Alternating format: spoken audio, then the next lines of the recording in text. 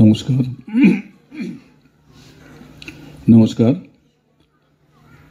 মঞ্চে যারা আছেন এবং আমার সামনে যারা আছেন সকলকে আমার প্রীতি শুভেচ্ছা জানিয়ে কিছু কথা বলবো। সলিল চৌধুরীর জন্ম শতবর্ষ উদযাপনের লক্ষ্যে সারা রাজ্য জুড়ে, যেমন এখানে হচ্ছে সেরকম সারা রাজ্য জুড়ে প্রত্যেকটি জেলাতে সলিল চৌধুরী নিয়ে একটা চর্চা 1 বছর ধরে চলবে। তাতে প্রতিযোগিতা যেমন হবে তার সঙ্গে অনুষ্ঠান হবে, আলোচনা হবে। উদ্দেশ্য হচ্ছে সমস্ত মানুষের কাছে সলিল চৌধুরীর সৃষ্টিকে পৌঁছে দেওয়া। এখন যদি আমরা না দিতাম তাহলে কি সে সলিল চৌধুরীর সৃষ্টি মানুষের কাছে যেত না? নিশ্চয়ই যেত। তার কারণ সলিল চৌধুরীর গান শোনেননি এরকম মানুষ আমাদের রাজ্যে অন্তত নেই। সবাই শুনেছেন, কিন্তু শুধু গান শোনাটা বিষয় নয়, সলিল চৌধুরী আলোচনার বিষয়বস্তু হয়ে উঠেছেন আজকে। তার কারণ কি?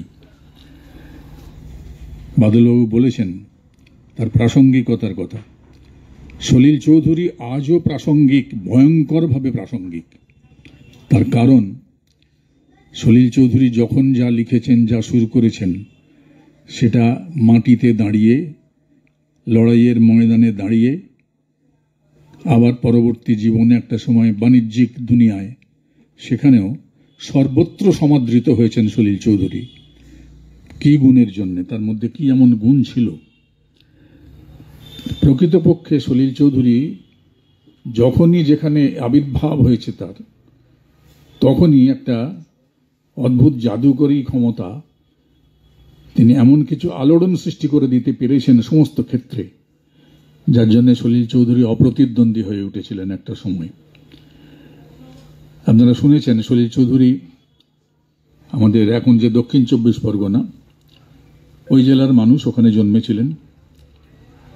সলিল চৌধুরীর বাবা ডাক্তার হিসেবে, আসামের চা বাগানের ডাক্তার হিসেবে ওখানে যুক্ত ছিলেন, কাজ করতেন। সলিল চৌধুরী জীবনের বেশ কিছু সময় অল্প বয়সে বাবার সঙ্গে সেখানে ছিলেন।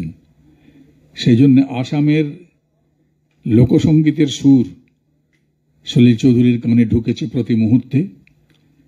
ঘরে তার বাবা খুবই সঙ্গীত রসিক মানুষ ছিলেন, তার কাছে হিন্দুস্তানি সঙ্গীতের সম্ভার ছিল এবং পাশ্চাত্য সঙ্গীতের বিপুল সম্ভার ওনার বাবার কাছে ছিল, যেগুলো প্রতি মুহূর্তে সেগুলো শুনে সলিল চৌধুরী বিটোফেনকে চিনেছেন অল্প বয়সে, মোজার্টকে চিনেছেন অল্প বয়সে, এবং সেগুলোকে আত্মীকরণ করে পরবর্তীকালে তার রান্নাঘরে, মনের রান্নাঘর যেখানে সুরের রান্না হয়, সেইখানে তারা সব এসে হাজির হয়েছে। সলিল চৌধুরী সেই সব নিয়ে এসেছেন। শুধু তাই নয়, আসামে থাকতে অল্প বয়সে থাকার সময় সলিল চৌধুরী চোখের সামনে দেখেছেন চা বাগানের সেই সমস্ত শ্রমিকদের ওপর কি নিদারুণ অত্যাচার, নিপীড়ন তাদের হয়েছে। সেগুলো সলিল চৌধুরী প্রত্যক্ষ করেছেন অল্প বয়স থেকেই। তখন থেকেই সলিল চৌধুরীর মনের মধ্যে এই নিপীড়ন অত্যাচারের বিরুদ্ধে দাঁড়াবার একটা, অল্প বয়সের পরিকল্পনার কি হতে পারে, তাতে ম্যাচুরিটি না থাকতে পারে, কিন্তু তার মনে হয়েছিল যে এটা ঠিক হচ্ছে না। সেই মন নিয়ে চলে এসেছিলেন। পরে কলকাতায় বঙ্গবাসী কলেজে পড়তেন। ওখানে পড়তে পড়তে ছাত্র আন্দোলনের সঙ্গে যুক্ত হয়ে পড়েন।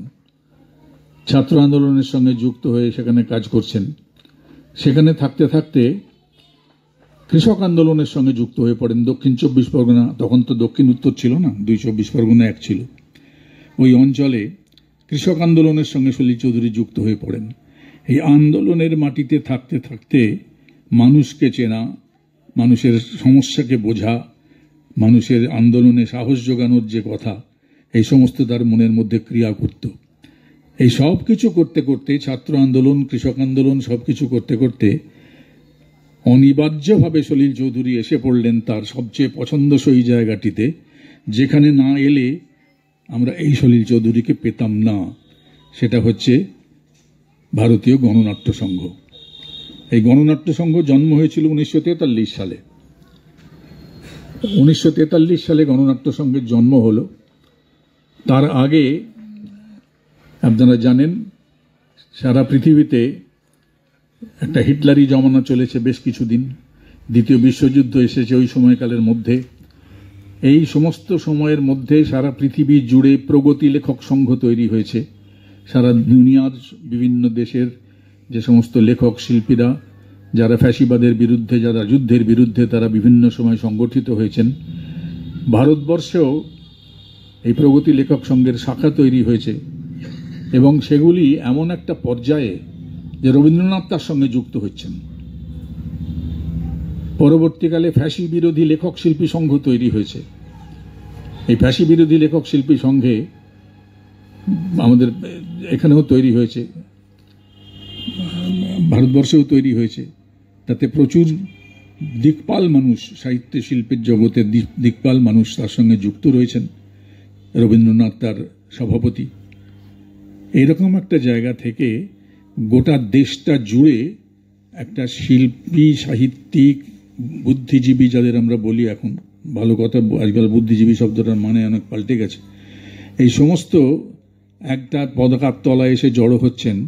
তাদের চোখের সামনে যেমন দেশের স্বাধীনতা আছে, তেমনি চোখের সামনে আছে ফ্যাসিবাদ বিরোধিতা, চোখের সামনে আছে সাম্রাজ্যবাদ বিরোধিতা, কারণ ব্রিটিশ তখন ভারতবর্ষের বুকে বসে আছে। এই সমস্ত কিছু মিলে একটা উত্তরণ, জাতির জীবনে একটা উত্তরণ ঘটছে এই সংগঠনগুলোর মধ্যে দিয়ে। এই ফ্যাসি বিরোধী লেখক শিল্পী সংঘ এখান থেকে পরবর্তীকালে ভারতীয় গণনাট্য সংঘের জন্মটা 1943 সালে হলো। এই ধারা বেয়ে স্বাভাবিকভাবেই গণনাট্য সংঘ তার গান, তার নাটক, এসবের মধ্যে দিয়ে একটা বিপ্লব সৃষ্টি করলেন। তার কারণ হচ্ছে তার গান এই প্রথম নাটকের মঞ্চে একদম নিচের তলার মানুষ উঠে এলো নায়ক হয়ে। এর আগেকার দিনে যে সমস্ত নাটক যাত্রা হতো সেসব রাজাদের কাহিনী থাকতো, অনেক কিছু থাকতো, কিন্তু গণনাট্য সংঘের এখানে এসে মূল যে স্লোগান ছিল সেটা হচ্ছে people's theatre stars the people. একদম নিচের তলার মানুষ, দরিদ্র মানুষ, শ্রমিক, কৃষক, তারা হবে নাটকের নায়ক। আমরা নবান্নন নাটক অভিনয় হলো, বিজন ভট্টাচার্য লিখলেন, সেরকম গান নিয়ে ইউথ কালচারাল ইনস্টিটিউট তৈরি হয়েছিল। গ্রামে গ্রামে তারা চলে যেত গান নাটক করতে। ভারতীয় গণনাট্য সংঘ ঠিক এই কাজটি নিয়েই তার সংগঠনকে চালু করেন। সলিল চৌধুরী এসে যুক্ত হলেন গণনাট্য সংঘে। যখন যুক্ত হলেন তখন সলিল চৌধুরী যাদের সান্নিধ্য পেলেন তাদের মধ্যে রয়েছেন জ্যোতিরিন্দ্র মৈত্র। এই জ্যোতিরিন্দ্র মৈত্র বিশ্বভারতীর থেকে হিন্দুস্তানি সঙ্গীত এবং রবীন্দ্রসঙ্গীতের একবারে প্রগাঢ় জ্ঞান তার রয়েছে। তিনি একজন স্রষ্টা, সৃষ্টি করতে পারেন, সুর করতে পারেন। সেই জ্যোতিরিন্দ্র মৈত্রকে সঙ্গে পেলেন সলিল চৌধুরী, তার সঙ্গে আরও পেলেন বিনয় রায়, তার সঙ্গে আরও পেলেন ঋত্বিক ঘটক, তার সঙ্গে আরও পেলেন হেমাঙ্গ বিশ্বাস। এই সমস্ত মিলে একটা অ্যাসোসিয়েশন তৈরি হয়ে গেল, যারা নতুন নতুন গান সৃষ্টি করতে শুরু করলেন। সলিল চৌধুরী তার ইতিমধ্যে তার মনের রান্নাঘরে যা সব সৃষ্টি হয়ে আছে সেইগুলিকে নিয়ে তার গান রচনা শুরু করলেন। এবং যে গান রচনা শুরু করলেন সেখানেও দেখা গেল একটা নতুনত্ব, অর্থাৎ ভারতীয় সঙ্গীতে, লোকসঙ্গীত বা হিন্দুস্তানি সঙ্গীত যা ছিল, বাংলা গানের যা ধারা, রবীন্দ্রনাথ বাংলা গানেরকে যেখানে সে দাঁড় করিয়েছিলেন সেই জায়গা অভিজিৎ বন্দ্যোপাধ্যায়ের মতো একজন সুরকার, এরা সব সলিল শিষ্য। অভিজিৎ বন্দ্যোপাধ্যায় বলছেন যে রবীন্দ্রনাথ তার বাংলা গানে, রবীন্দ্রসঙ্গীতে এমন এমন কাজ করে গেছেন যে সেই সুরগুলির মধ্যে, মানে এখনকার দিনে আধুনিক গানের সঙ্গে যে সমস্ত অ্যারেঞ্জমেন্ট আমরা করি, সঙ্গীতের অ্যারেঞ্জমেন্ট, সেই অ্যারেঞ্জমেন্ট করার উপাদান পর্যন্ত রবীন্দ্রসঙ্গীতের মধ্যে ছিল। সলিল চৌধুরী বললেন যে জ্যোতিরিন্দ্র মৈত্র মাটি না কোপালে সলিল চৌধুরীর জন্ম হতো না। অর্থাৎ যা কিছু তার রান্নাঘরে তৈরি হয়েছিল সেগুলো তো আছে। এবার জ্যোতিরিন্দ্র মৈত্র তার কাছে এমন একটা ছবি এঁকে দিলেন, জ্যোতিরিন্দ্র মৈত্রের সান্নিধ্য।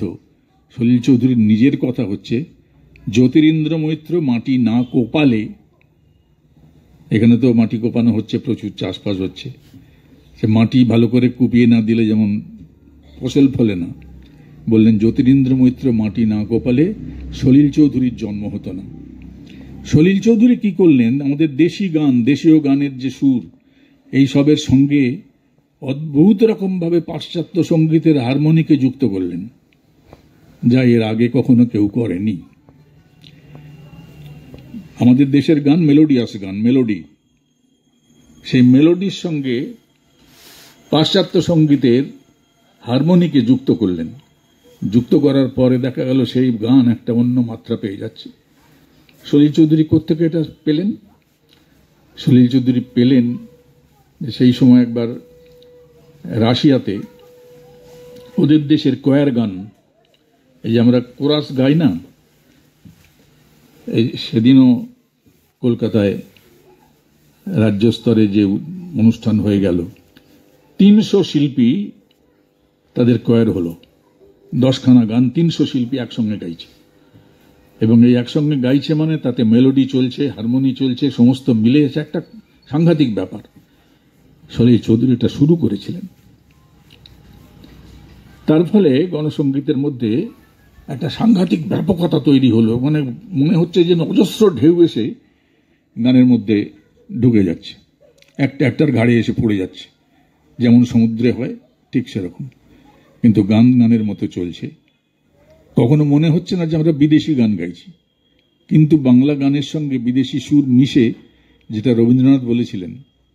রবীন্দ্রনাথকে একসময় প্রশ্ন করা হয়েছিল যে আমাদের গানে কি হারমোনি চলতে পারে? রবীন্দ্রনাথ বলেছিলেন, হারমোনি যদি আমার গানকে ঢাকা দিয়ে না দেয় তাহলে চলতে পারে, মানে হারমোনি যদি গানের উপরে চেপে বসে তাহলে গানটা আর থাকবে না। তা সলিল চৌধুরী এমন মাত্রা নিয়ে তাদের হারমোনির কৌশলকে ব্যবহার করলেন যাতে তার হারমোনি যুক্ত হলো, পাশ্চাত্য সঙ্গীতের স্বাদে তার মধ্যে ঢুকলো, কিন্তু সেই গানটা নিছক বাংলা গান হয়েই থাকলো, আমাদের বুঝতে কোনো অসুবিধা হলো না, এটা আমাদেরই গান। এই কৃতিত্ব সলিল চৌধুরীর তখন থেকে এসেছে। এইবার সলিল চৌধুরী আবার চমক সৃষ্টি করলেন। তখনকার দিনে তো রেকর্ড হতো, গালার রেকর্ড ছিল 78 RPM, তাইতে সেই রেকর্ড ঘুরত, তাতে পিন বসিয়ে গান হতো। এখনকার প্রজন্ম দেখেওনি সেসব। সেই গানগুলোর রেকর্ডের এক একটা পিঠে 3 মিনিটের বেশি ক্রস করা যেত না। তখনকার দিনে বলা হতো গানকে হতে হবে 2 মিনিট 45 সেকেন্ড, 2 মিনিট 50 সেকেন্ড, খুব বেশি হলে 2 মিনিট 55 সেকেন্ড, কিন্তু 3 মিনিট পেরিয়ে যেন না যায়। 3 মিনিট পেরিয়ে গেলে গান বিকৃত হয়ে যাবে, কারণ ওতে স্পেস একদম মাপা। তার ফলে একটা রেকর্ডের এপিটে একটা গান, ওপিটে একটা গান থাকতো। কিন্তু সলিল চৌধুরী কি করলেন, ওই জ্যোতিরিন্দ্র মৈত্রকে দেখে, নবজীবনের গান অমুক তমুক দেখে সব, সলিল চৌধুরী একটা গান লিখে ফেললেন কৃষক রমণীর একে কেন্দ্র করে। কোনো এক গাঁয়ের বধূর কথা তোমায় শোনাই শোনো, রূপকথা নয় সে নয়। বিশাল লম্বা গান। হেমন্ত মুখার্জির খুব পছন্দ হলো গানটা, হেমন্ত মুখার্জি গাইবেন। রেকর্ড কোম্পানি তারা তো ব্যবসা করে, তারা তখন ভাবলেন যে এই গানটা অত্যন্ত সুন্দর, নতুন একটা মজা আছে গানের মধ্যে, দুঃখ কষ্টেরই ব্যাপার, কিন্তু গানটার মধ্যে একটা অদ্ভুত নতুনত্ব আছে। এবং হেমন্ত মুখার্জি তখন একটু বাজারে নাম করেছেন, হেমন্ত মুখার্জির ওই কণ্ঠ, তাই দিয়ে এই গানটা গেলে কাটবে ভালো। ওরা কিন্তু বাণিজ্যিক দৃষ্টিভঙ্গি থেকেই দেখেছিল ব্যাপারটা, কাটবে ভালো, কিন্তু কাটতে গেলে মুশকিল হচ্ছে, এক পিঠে তো ধরবে না গান। সেই প্রথম গান তৈরি হলো, যে গান একই রেকর্ডের একটাই গান, এ পিঠে আধখানা ও পিঠে আধখানা, এই পিঠ শেষ হয়ে গেলে আবার ঘুরে পাল্টে দিতে হতো, পরের অংশটা হতে ছিল। এর আগে কখনো এই জিনিস হয়নি। তারপরে দেখা গেল শুধু গাঁয়ের বধূ কেন, তারপরে রানার, সুকান্তর অত বড় কবিতা, সে রানারকে সুর করলেন, সেও দুপিঠ। পালকির গান, সেও দুপিঠ।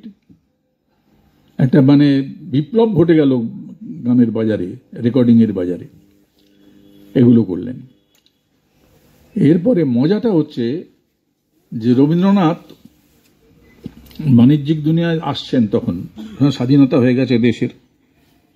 52 সালের পর থেকেই মোটামুটি সলিল চৌধুরী বাণিজ্যিক জগতে এসেছেন। সে নানা কারণ ছিল, অত বিশ্লেষণের মধ্যে আমি যাচ্ছি না। কিন্তু সলিল চৌধুরী বোম্বের মার্কেটে যখন গেলেন, সেটা কিন্তু প্রথমে গান নিয়ে নয়। সলিল চৌধুরী বোম্বের মার্কেটে গেলেন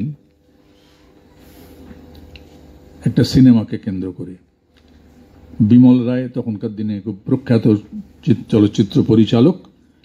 বিমল রায় 2 বিঘা জমিন সিনেমা করবেন। এই সিনেমার মূল কাহিনীকার হচ্ছেন সলিল চৌধুরী। ছোট্ট একটি গল্প, তার নাম রিক্সাওয়ালা। এই রিক্সাওয়ালাকে হিন্দিতে তর্জমা করে স্ক্রিপ্ট তৈরি হলো, সেটার নাম 2 বিঘা জমিন। এই 2 বিঘা জমিন, সেইটা নিয়েই বিমল রায় ডেকে পাঠালেন। সলিল চৌধুরী তার স্ক্রিপ্ট নিয়ে গেলেন ওখানে, ওরা এ করল। কিন্তু বিমল রায় তখনও বলেননি যে সলিল চৌধুরীকে সুর করতে হবে। কাহিনীকার সলিল চৌধুরী, ওটা নিয়ে তিনি সিনেমা করবেন। সুরের জন্য অন্য কাউকে ভেবেছিলেন, কিন্তু পরবর্তীকালে সেই দায়িত্বভারটা সলিল চৌধুরীর ওপর পড়ে। গানের সুর শুধু না, মানে ব্যাকগ্রাউন্ড মিউজিক সিনেমায় যেমন বাজে বিভিন্ন সময়, সলিল চৌধুরী সেই কাজটা যখন করলেন, সেখানেও সেই একই নতুনত্ব এসে হাজির হলো। সেখানেও সলিল চৌধুরীর সুরের মধ্যে সেই নতুন ধারাটি, সেটা এসে হাজির হলো। বোম্বাইয়ের মার্কেট তারা স্তম্ভিত হয়ে গেল এরকম সুর দেখে, এবং সলিল চৌধুরী ওখানে প্রতিষ্ঠিত হয়ে গেলেন যে এত বলিষ্ঠ সুরকার, একটা নতুন উন্মাদনা, নতুন ঢেউ সলিল চৌধুরী হলো। এই যে এইটা হলো, এইটা হওয়ার পরে আস্তে আস্তে সলিল চৌধুরীর জনপ্রিয়তা বাড়ছে। ওখানে আরও বিভিন্ন কাজ পাচ্ছেন। পরবর্তীকালে অনেক সিনেমায় সলিল চৌধুরী গান করেছেন, বিভিন্ন বিখ্যাত বিখ্যাত গান যা বাজারে চলে, হিন্দি গান, সেগুলো হয়েছে। এবং সেই গানগুলো করার পরে সলিল চৌধুরীর মার্কেটটা এমন হয়ে গেল, শচীন দেব বর্মন, তার আগে তো ছিল না ওই হারমোনি ওয়েস্টার্ন যুক্ত করে দেওয়া। শচীন দেব বর্মন এক সময় বললেন যে আমার পোলাটা, শচীন দেব বর্মনের পোলা মানে হচ্ছে রাহুল দেব বর্মন। শচীন দেব বর্মন বললে আমার পোলাটা আমার গান শোনে না, সলিলের গান শোনে। শচীন দেব বর্মন অত বড় সুরকার, কিন্তু তার ছেলে বলছে আমার গান শোনে না, সলিলের গান শোনে। তার মানে বোম্বেতে সুরের ধারাকেই পাল্টে দিয়েছে সলিল চৌধুরী। তারপরে আপনারা এই যে শুনলেন এতক্ষণ আগে, যে প্রচুর বাংলা তো ছিলই, হিন্দি, উড়িয়া, মারাঠি, মালায়ালাম, বিভিন্ন ভাষায় সলিল চৌধুরী গান লেখেননি অত ভাষায়, কিন্তু বিভিন্ন ভাষার সিনেমাতে, বিভিন্ন ভাষার গানে সলিল চৌধুরীর সুর ব্যবহার হয়েছে। সলিল চৌধুরী মিউজিক অ্যারেঞ্জমেন্ট করেছেন, ব্যাকগ্রাউন্ড মিউজিক করেছেন। সারা পৃথিবীর অনেক ভাষায় এগুলো হয়েছে। এই সলিল চৌধুরী বাংলা গানের ক্ষেত্রেও যেটা করলেন, সেটা হচ্ছে নতুন নতুন সমস্ত ব্যাপার। অর্থাৎ গানের এই যে বিনোদনের কথা হচ্ছিল না, গান বলে নয়, যে কোনো শিল্প, তাতে একটা বিনোদন মূল্যের একটা জায়গা আছে। সে গানই হোক, সে নাটকই হোক, সে যে কোনো বিনোদন মূল্য দরকার। বিনোদন সর্বস্ব হওয়াটা ঠিক নয়। যদি কোনো সৃষ্টির উদ্দেশ্য হবে বিনোদন সৃষ্টি করব, যা এখন হয়, যখন কিছু দেওয়ার থাকে না তখন শুধু বিনোদন দিয়েই কাজ চলে। কিন্তু যার অনেক কিছু দেওয়ার আছে তাকেও বিনোদন রাখতে হয়, কিন্তু সেখানে বিনোদনটা প্রধান নয়, প্রধান হচ্ছে তার বলার কথাটা। এই মেসেজ পৌঁছে দেওয়া মানুষের কাছে, এইটা সলিল চৌধুরী সারা জীবন করেছেন। এমন কোনো গান নেই যে সলিল চৌধুরী সে গানের মধ্যে কিছু বলতে চাননি, এবং যখন বলেছেন তার নিজের উপলব্ধি, নিজের অনুভব, যখন যেটা হয়েছে তিনি একদম স্পষ্ট করে সেটাই বলেছেন। অনেক সময় শুনলে মনে হতে পারে যে এই গানটার সঙ্গে এটা তো একদম বিপরীত কথা বলছেন। রবীন্দ্রনাথের ক্ষেত্রে এরকম অনেক ঘটেছে। রবীন্দ্রনাথ একবার বলেছিলেন বাধ্য হয়ে, এই যে ব্রিটিশরা এসেছিল বা শিল্প বিপ্লব হয়ে যাবার পরে যে নতুন অর্থনীতি, নতুন ব্যবস্থা, আগেকার দিনে ছিল কুসংস্কার মুক্ত একটা মধ্যযুগীয় কুসংস্কার। তারপরে যখন শিল্প বিপ্লব হয়ে গেল, স্বাভাবিকভাবেই অনেক নতুন নতুন শিল্প তৈরি হলো, বিজ্ঞান চেতনা আসলো। এটা তো নিয়ম, কুসংস্কার সরে যাবে, বিজ্ঞান চেতনা আসবে, এটাই নিয়ম। স্বাভাবিকভাবেই রবীন্দ্রনাথ সেই সময় তাকে বরণ করেছিলেন, এই নতুন ব্যবস্থাকে বরণ করেছিলেন। যদি পরপর দেখা যায়, রবীন্দ্রনাথের অচলায়তন একটি উপন্যাস, নাটক, সেটা হচ্ছে মধ্যযুগীয় কুসংস্কারের বিরুদ্ধে, কুসংস্কার বিরোধী, সেটাকে ভাঙতে হবে, তা দিয়ে দেখিয়েছেন। তারপরে লিখেছেন রক্তকরবী। রক্তকরবীতে তিনি একটা, যে খনির যে শ্রমিক তারা সকলে ছিল কৃষক, সেখান থেকে উচ্ছেদ হয়ে শ্রমিক হয়েছে, এটা বাস্তব ইতিহাস, সেটা এসেছে। সেই শ্রমিকেরা খনিতে কাজ করে এবং সেখানে একটি রাজা আছে, যে রাজা জালের আড়ালে নিজেকে রেখে দিয়েছে। এই জালের আড়ালে থাকে, যেমন আজকের দিনে আমরা দেখি আদানি আড়ালে সামনে আসে না, সেরকম পুঁজিবাদের রাজারা সব আড়ালে থাকে এবং সেই আড়ালে থেকে সে সমস্ত সম্পদকে লুণ্ঠন করে। তখন দেখেছেন রবীন্দ্রনাথ, দেখে একটা সময় রক্তকরবীতে আমরা দেখেছি কি, সে রাজাও বেরিয়ে পড়েছে তোকে ভাঙতে। বাস্তবে যা হবে রবীন্দ্রনাথ সেটা করেছেন। অর্থাৎ রবীন্দ্রনাথের চিন্তা পাল্টাচ্ছে। কিন্তু পরবর্তীকালে শেষ বয়সে রবীন্দ্রনাথ এসে বললেন যে একটা সময় আমি একে বরণ করেছিলাম, যখন সে নতুন বিজ্ঞান চেতনা নিয়ে শিল্প বিপ্লবের পরে আসছে, তাকে আমি বরণ করেছিলাম, তার কাছে অনেক প্রত্যাশা ছিল। আজকে আমার শেষ বয়সে এসে দেখছি আমার সমস্ত ধারণা ভেঙে পড়েছে। তাহলে সেই সময়কার লেখা আর এই সময়কার লেখা তফাৎ হবে না? তফাৎ হয়ে যাচ্ছে। মনে হবে তখন এই কথা বলেছিলেন, আজ কেন এই কথা বলছেন। একটা সময় রবীন্দ্রনাথ বললেন তো, আমি ছেড়েই দিতে রাজি আছি সুসভ্যতার আলোক, আমি চাই না হতে নববঙ্গে নবযুগের চালক। কথাটা শুনলে মনে হয় না এই আবার কি কথা, সুসভ্যতার আলোক ছেড়ে দেবেন? তার মানে সেই সুসভ্যতাটা অসভ্যতার জায়গায় যদি চলে যায়, তখন তাকে ছেড়ে ওই প্রজের রাখাল বালক হওয়ার চিন্তাটা তার মাথায় আসে। তা রবীন্দ্রনাথ এভাবেই তো ব্যাখ্যা করেছেন। ঠিক সেরকম বাংলা গানে সলিল চৌধুরী এরকম বলেছে। আচ্ছা ভাবুন তো, যে গানটা বাদ দিয়ে কোনো মিছিল ভাবা যায় না, পথে এবার নামো সাথী, পথেই হবে পথ চেনা, জনস্রোতে নানান মতে মনোরথের ঠিকানা, আমরা শুনি তো যে কোনো মিছিলে ও গানটা হবেই, ওটা মিছিলেরই গান তৈরি হয়ে গেছে। সেই সলিল চৌধুরী আবার লিখেছে, পথ হারাবো বলেই এবার পথে নেমেছি, সোজা পথের ধাঁধায় আমি অনেক ঘুরেছি, ধেঁধেছি। অর্থাৎ তার মধ্যে কোনো ফাঁকি ছিল না, কোনো কপটতা ছিল না। যেটা যখন অনুভব হয়েছে সততার সঙ্গে তাকে প্রকাশ করেছেন। এই জন্যই সলিল চৌধুরী অনন্য। এই সলিল চৌধুরীকে নিয়ে আজকে আমরা কাজ করছি। যদি পরপর গান দেখি কয়েকটা, সেই সময় ধরুন তেভাগা আন্দোলন হয়েছে 24 পরগনাতে, খুব গভীর আন্দোলন হয়েছে তেভাগা আন্দোলন, কাকদ্বীপ, ওইসব জায়গায় আমরা জানি, অহল্যামা। সলিল চৌধুরী ওই সময় গান লিখলেন, বিখ্যাত গান, এখন আমরা গাই। চিনি তোমায় চিনি গো, জানি তোমায় জানি গো, ওই সাদা হাতির কালা মাহুত তুমি না, জান কবুল আর মান কবুল, আর দেব না আর দেব না, রক্তে বোনা ধান মোদের প্রাণ হো। হেই সামালো, হেই সামালো, হেই সামালো, হেই সামালো, হেই সামালো ধান হো, কাস্তেটা দাও শান হো, জান কবুল আর মান কবুল, আর দেব না, আর দেব না, রক্তে বোনা ধান মোদের প্রাণ হো।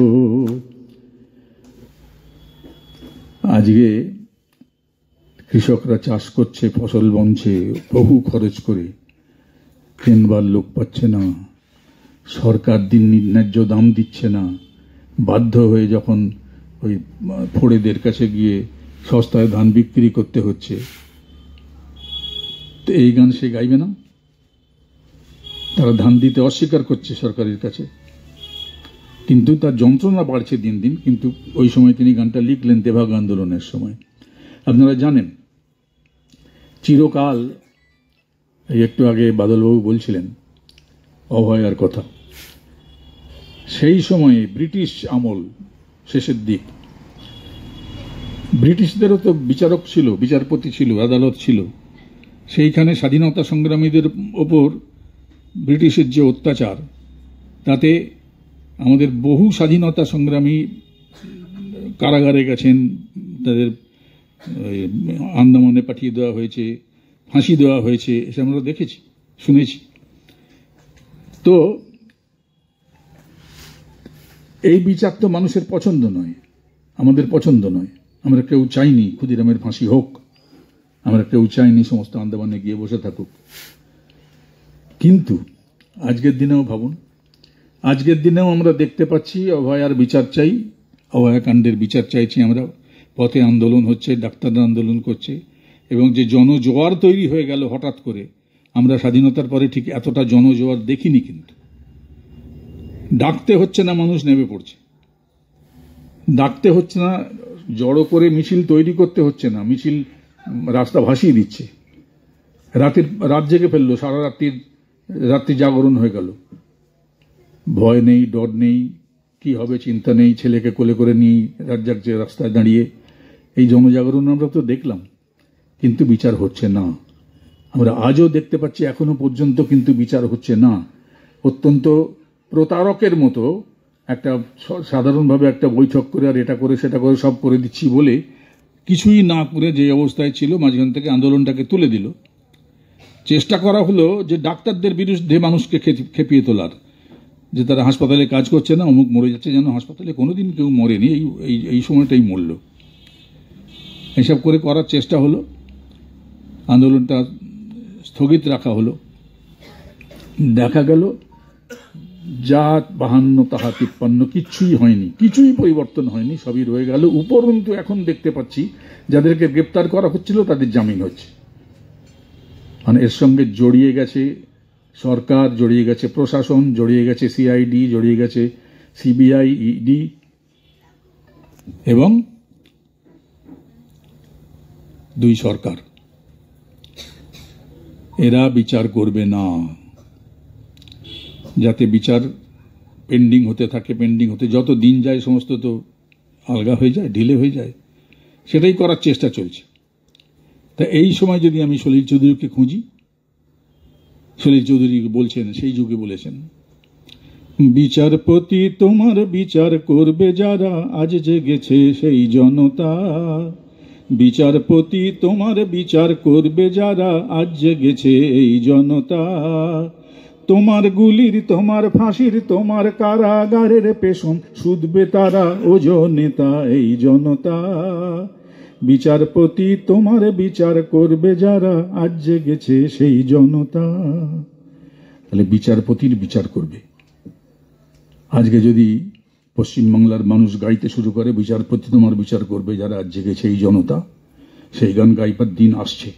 ক্রমশ পরিপক্ক হচ্ছে পরিস্থিতি, একদিন মানুষকে এই গান নিয়েই রাস্তায় নামতে হবে। আমরা এখনো পর্যন্ত ভারতবর্ষের মানুষ, পশ্চিমবাংলার মানুষ, তারা গণতন্ত্রে যেমন বিশ্বাস করে, তারা তেমনি সংবিধানকে বিশ্বাস করে, তারা তেমনি আদালত, বিচারপতির রায়দেরকে বিশ্বাস করে। কারণ আমাদের মানুষের সাধারণ বিশ্বাস হচ্ছে যে আদালতে সওয়াল জবাব ইত্যাদি হওয়ার পরে ন্যায় বিচারটা ওখান থেকে আসবে, যার জন্য আদালতের নাম ন্যায়ালয় আর বিচারপতিদের নাম ন্যায়াধীশ। সেখানে যদি দেখি যে অবস্থাটা এখানে যাচ্ছে, তখন বিচারপতির বিচার তো করতেই হবে। এখনো পর্যন্ত যতদিন পর্যন্ত মানুষ অপেক্ষা করছে, ধৈর্য ধরে আছে, ততদিন সরাসরি এই কথাটা বলছে না, এসো তোমার বিচার করব। বিচারপতিরাও তো অসহায়। যদি সিবিআই যারা তদন্ত করছে তারা চার্জশিট পেশ না করে, তারা যদি তথ্যগুলোকে না জানায়, কোর্টে গিয়ে কালক্ষেপ করে, তো বিচারপতি কি দেখে রায় দেবে? আমার এর আগে এক বিচারপতিকে দেখেছি আমরা, কি সব করে বললেন এটা খুব অন্যায়, বাবরি মসজিদ ভাঙাটা খুব অন্যায় হয়েছিল, কিন্তু আবার ওরা যা চাইছিল সেটা দিয়েও দিল। তো অদ্ভুত, মানে কি ওরা ভাবতে চায় আর কি বলতে চায় বোঝা যায় না। সুতরাং আগামী দিনে সেটা আসছে, সলিল চৌধুরীর ওই গান আবার আমরা গাইব, বিচারপতি তোমার বিচার করবে যারা, আর জেগেছে এই জনতা, বিচার ছিনিয়ে আনতে হবে যদি ওখান থেকে না পাওয়া যায়। সলিল চৌধুরীর আর একটা গান,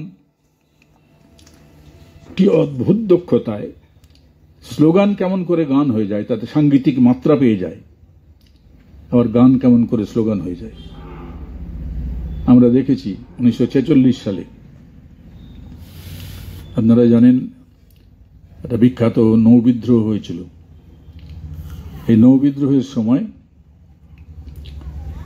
78টা রণতরী, রণজাহাজ, 20,000 ভারতীয় নৌসেনা যারা ব্রিটিশের সেনাবাহিনীর মধ্যে ছিলেন, তারা সকলে মিলে নৌবিদ্রোহ করেছিলেন। এই নৌবিদ্রোহের সময় সলিল চৌধুরী গান লিখেছিলেন, ধর্মঘট, কোনো জাহাজ যাবে না, সব বন্দরে ভিড়ে তারা স্লোগান দিচ্ছে, করবে না। এমনকি ব্রিটিশ সেনা যারা ছিল, নৌসেনা, তাদেরকে পর্যন্ত বাধ্য করেছিল এরা চাপ দিয়ে যে তারাও যাতে জয় হিন্দ বলে, তাদের মুখ দিয়ে জয় হিন্দ বার করে ছেড়েছিল। এই পরিস্থিতিতে সলিল চৌধুরী গান লিখেছিলেন, ঢেউ উঠছে কারাট উঠছে, আপনারা শুনেছেন সে গান। সেই গানের মধ্যে কি অদ্ভুত দক্ষতায় বলছেন, শোষণের চাকা আর ঘুরবে না, ঘুরবে না। বলতে বলতে কি বলছেন, আজ হরতাল, আজ চাকা বন্ধ, আজ হরতাল, আজ চাকা বন্ধ, গুরু গুরু গুরু গুরু ডম্বরু বিনাকে বেজেছে বেজেছে বেজেছে। এই যে আজ হরতাল, আজ চাকা বন্ধ, এটা স্লোগান, কিন্তু একটা গানের মধ্যে কি সুন্দরভাবে মিশে গিয়ে স্লোগানটা সাংগীতিক মাত্রা পেয়ে গেল। তো আজকেও যে কোনো ধর্মঘটে, যে কোনো সময় ধর্মঘট মানেই তো চাকা বন্ধ, তো এই গান চিরকালের গান।